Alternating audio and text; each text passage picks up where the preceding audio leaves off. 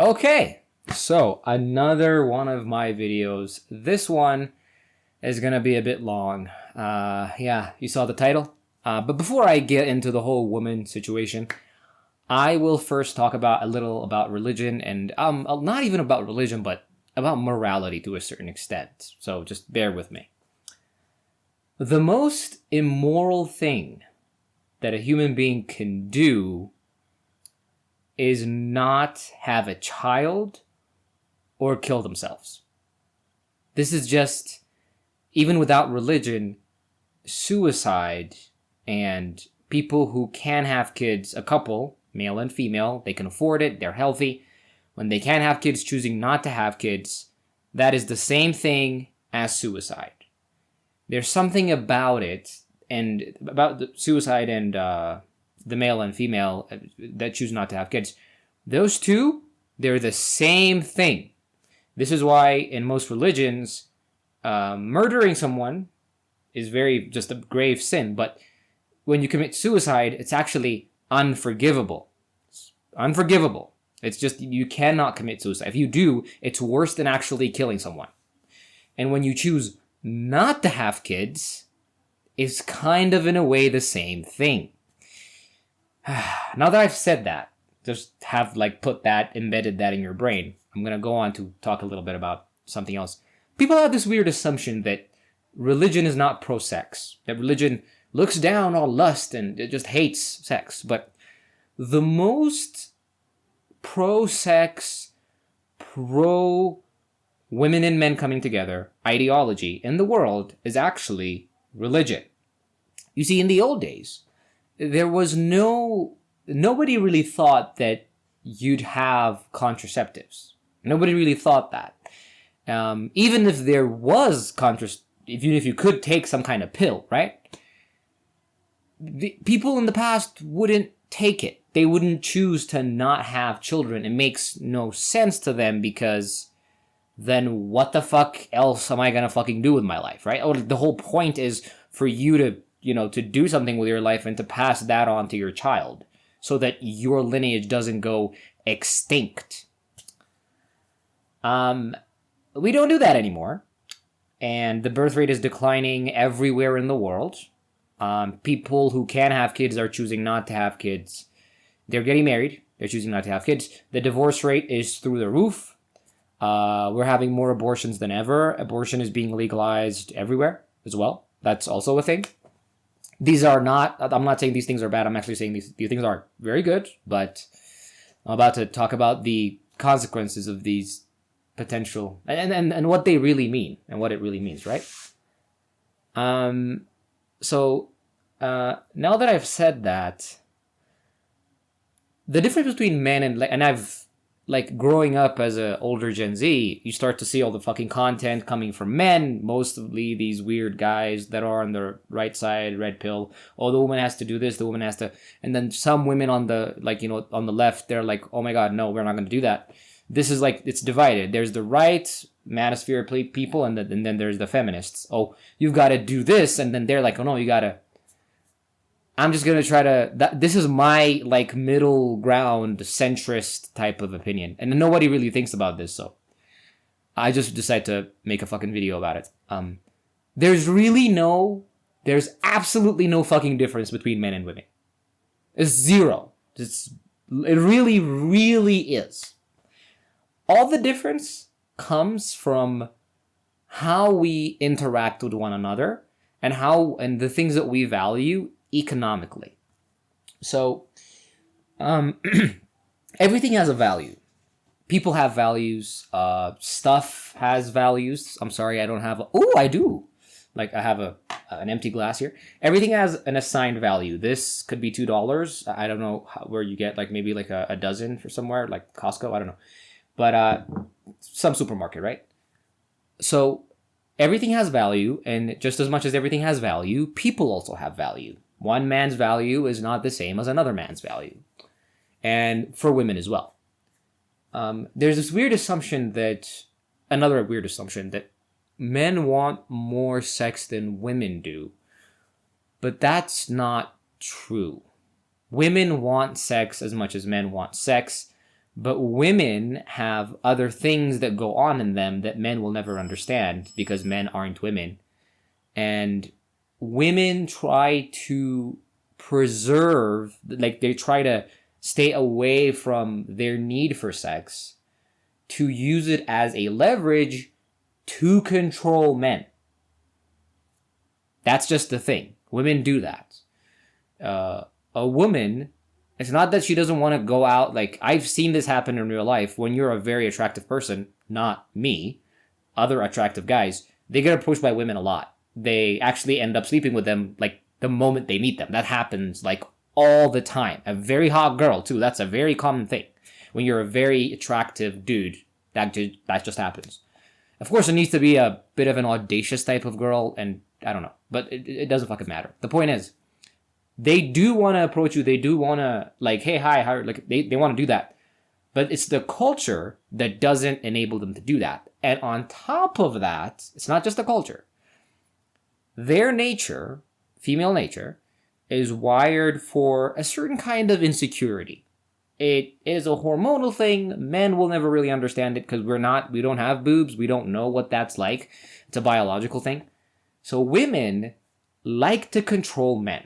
Their whole thing is about controlling men. And how they do it is by withholding sex or by appearing as if they don't want sex as much as you do. Once they've secured their position, once they've married you or something like that, they kind of lose interest, right? That's very common. After 5 years of marriage, 10 years of marriage, and after one kid, whatever. Of course, there's a hormonal aspect to it, but a woman doesn't feel up to, like, she doesn't feel like she should be on her feet. Like, she doesn't have to, arouse you or whatever the fuck, right? She's like, she feels secure. Like, she's married. Even if you divorce her, she's going to get something. Like, if you've got more money, right? Now, maybe sometimes women have more money. But even this idea of safety, this insecurity thing, is what creates that thing where they try to barter the need to come together to have sex. They try to trade it for something else. And that is where everything goes to shit. Now people try to control this all the fucking time. I just say that's just human nature, and there's nothing that we can do about it. But basically, why women hate men is because women genuinely fear men they cannot control. They are generally women have this, don't call me a Freudian, but the whole penis envy and womb envy, also men have womb envy, right? But the whole penis envy, whatever the fuck type of thing, is a real thing. It's not that women necessarily want to be men, by the way. I don't believe that. It's that women want to feel stable. Because women are not stable. Women are a fucking storm that's just every fucking moment of every day. It's changing, and it's just another fucking chaos in there. And they hate that. They hate that about themselves. Women hate being inside of a woman's body. And when they see a man that isn't like that, where your hormones kind of recycle every 24 hours, they want that. They want to be that stable. They crave that kind of thing. It's a weird need. And so that's the thing. And why, it's not that they hate men, but the best that they can do, because women can't become men like that. Maybe nowadays they could. It's up for debate. But because they can't do that, there's the attraction that happens where she can have a man, she can marry him, and she can be close to him, and he can kind of keep things at bay, right? And this idea of control is very, how you say, it's on a very thin rope, because the man is stronger. There's sexual dimorphism where the man is bigger, more powerful, probably has more money, probably is smarter most times. It's just a thing. And the woman just tries to do everything that she can to control him. I think subconsciously why women hate men like Leo DiCaprio, why the feminists or some women, like, because he dates for 2 years, 3 years, and then when they're 25, he divorces them. Because most of these feminists are like, hey, you go girl, go date whoever you want, do whatever you want. These girls are doing whatever they want, But because Leo DiCaprio is kind of getting what he wants, and they see that Leo DiCaprio is not a guy that women can control, the feminists or whoever, that insecurity rises up again. And the fact that he exists as a symbol, as a man that's now doing whatever the fuck he wants, that makes them insecure because now the rest of the men can also do that. By the way, slut shaming comes from other women because women hate a woman who fucks every other man, because when the woman gives, the sex to men in like a tribe or whatever, I heard evolutionary biologists talk about this, and then the men will have less of a reason to do favors for the rest of the women in the village, and then the women will slut shame her. It's like, why are you doing that? Why are you sleeping around with everybody? And so most of the judgment actually that women receive comes from other women. And it comes because women understand that power of wanting to control men. If they can't control men, they can't get the thing that they want. It's not that they're not incapable of getting it. Women are just as capable, just as smart, just as powerful, just as capable as men. But if I can hand you $10,000, or you have to do all this fucking shit to get it, you choose to get the money instead of having to do the work. That's just human nature. It's not a woman thing, it's just human nature. It is what it is. And there's less and less of that now, especially now with the rise of feminism and women getting jobs and such. And it's new. It's a new experience for everybody, for all of us, right? And it's driving all of us insane. But that's why we have the fucking Red Pill podcasts that are fucking insane, as much as we have the feminists. Two sides of the same coin, by the way. But basically, this idea that men are after this thing, or like women are not, men and women are after the same thing. It's just that women inherently want to trade as much as, like I said, previously, just a couple of minutes ago, women want to trade that need that you have because they don't feel it as much as you do consistently every fucking day. Because women do feel very horny all the fucking time, but not as much as a man. I mean, but they would want the affection and the sex all the time if they could get it. Yeah. But they'd want to trade that in for something else. And they've been doing this forever. But the moment, the core reason why women hate men is that the moment they find the man that they deem worthy, because women are hypergamous, the man that they deem worthy is tall, very, very rich. Let's just forget the whole tall thing. He's rich, right? Because they selected for him being rich, what they're attracted to is him being rich or having status and money, right? The moment they have that, and they don't care about anybody else, they don't care about the other men, what they wanted wasn't him necessarily, his personality or whatever. They just wanted the status and they just wanted the money. The moment they have him, and once they've given up the thing that they think the thing that they value most, which is their body, the man will leave them and fuck another girl, because that specific man, the man with all the value, the assigned value that women gave him, the men also give a lot of respect for status and money, by the way, but that assigned value that women gave, the moment he goes and all the women in the world are like, oh my god, hey, just fuck us too, that woman loses her mind. And that's why women hate Leo DiCaprio. Because they can't control that man. Their point is, hey, I've given you everything, and everything here is sex. It's sex. And it's not his personality, it's not anything else, because if it was, there would be no Leo DiCaprio. Women would sleep with other men, and they do, but we don't care about that. When they sleep with when women select a man of value, it's a man that has a lot of money. And once a woman selects him, there's this delusional thing that happens where she thinks once she's given him, because she considers herself to be really, really hot, and most of the time she is. The moment she gives it to him, after the man has it, the reason why you selected him is the very same reason why he will cheat on you, why he will leave and get another girl. And that just breaks apart the entire fucking system, where you can't control this man. You can't withhold sex from him because he didn't marry you, one. And two, he gets access to an unlimited amount of pussy because every woman is selecting for the same thing that you're selecting for. So, yeah, it's a fucking horrible thing. But that creates the problem that's why women hate men. Certain men, by the way, women hate not the most of the men that women hate are actually rich and attractive men. They hate them a lot. And on top of this, something that I'll say here is that women, this is something else that women fear aside from men that they can't control. Women fear being in love with a man, because the whole point of womanhood, the whole point of, that whole thing is for you to be the one that cares slightly less so that you can control the man for you to get the security that you need. But the moment you can't do that, then you've lost everything. And yeah, that's, I feel like I've said what I needed to sort of, in a way, say.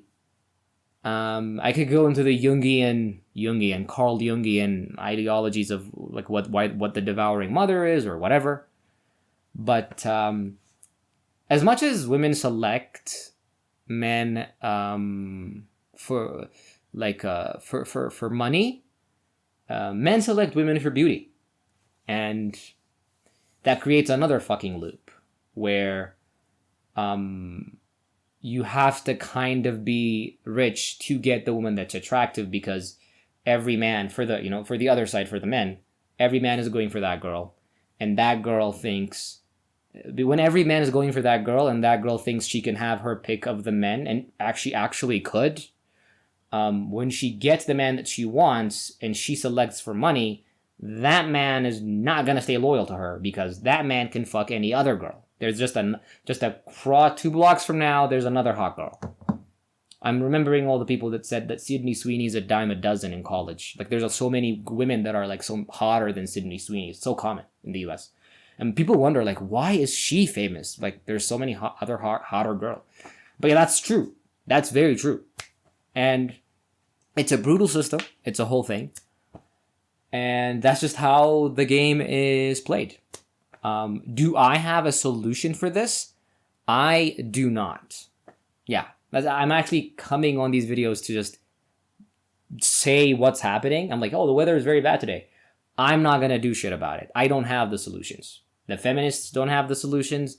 The men don't have the solutions. Don't ever listen to someone that tries to come up with any kinds of solutions for this. The solution was actually religion. Yeah, it's kind of made sure that these sorts of problems kind of never happened. But even in religion, technically when you marry someone as a man, you're required to provide for her. And if you're a man that can provide even in a religious setting, you went for the girl that was the most attractive girl in all the land. And her parents usually just said, okay, and why would she say no? I'm saying that even with religious institutions and systems, these kinds of things can't really sort of go away. It's just human nature. You can try to guide the wave, but you can't make it go another direction. You can kind of narrow it to a certain extent, but ultimately it is what it is. And yeah, so that's ultimately the thing that I wanted to talk about. That is it. Like, it's just a bit of a wrap up would be, women and men are practically the same, but because of the differences, the very tiny difference that we have, women try to trade the thing that men want the most, which is sex, for security, and that creates a cascade of issues that can never be it just creates the world, right? I've made a video saying that nothing matters, or there's nothing wrong with the world, something like that. But there's really nothing wrong with the world, and there's nothing wrong with this system.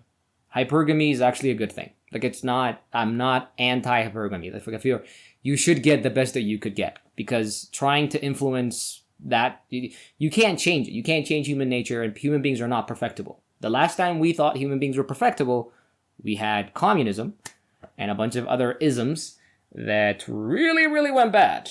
And I do not want to see that happen again. So, yeah. it is what it is. This is the thing that you need to know in the human sexual dynamic.